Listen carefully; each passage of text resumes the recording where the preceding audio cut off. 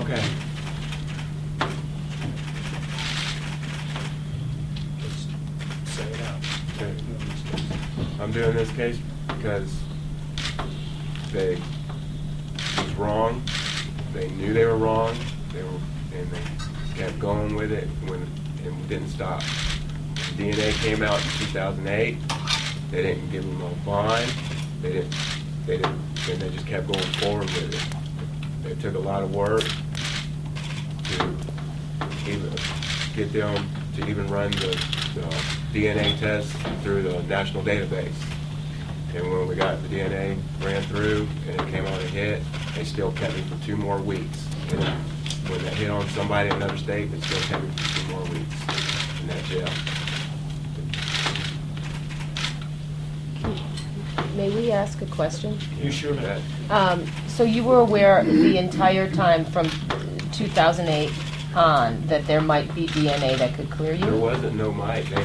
They had it. The prosecutor came up in the courtroom. We all came up, and there was semen all over the bodies, in them, on them, around them, and it didn't match me, and they still were trying to charge me.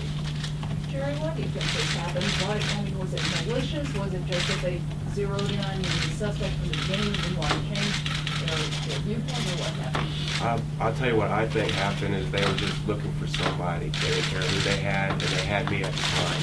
They had me in that room, and once they had me in the room, they weren't going to let me go. How soon did you realize that they were looking at you?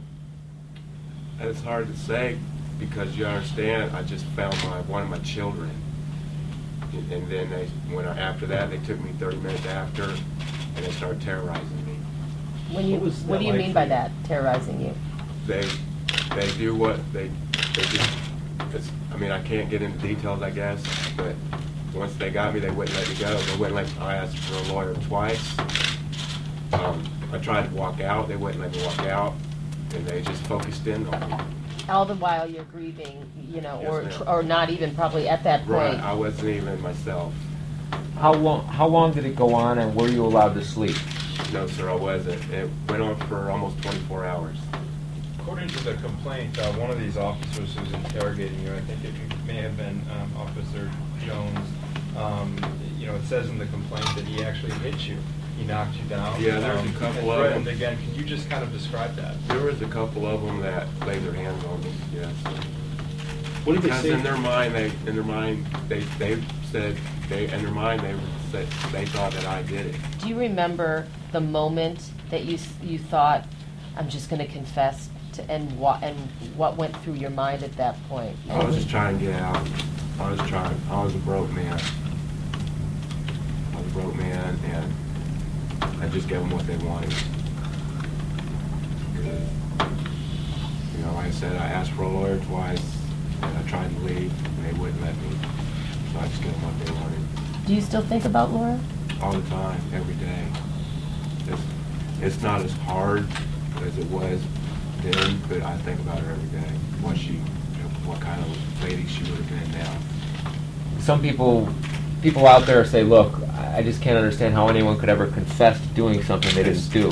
It's hard, like I said, it's hard when you just find one of your kids, my daughter, and you're not mentally prepared for it. But it just them kind of things just don't happen to just anybody.